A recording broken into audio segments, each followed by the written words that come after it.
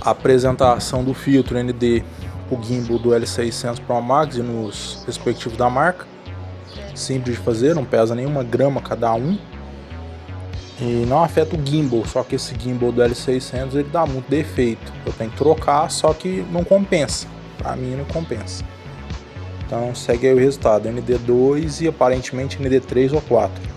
Feito com fio de Insulfilm. Aí estamos mostrando como é que foi projetado. Foi colado com fita, não é encaixado igual os DJI.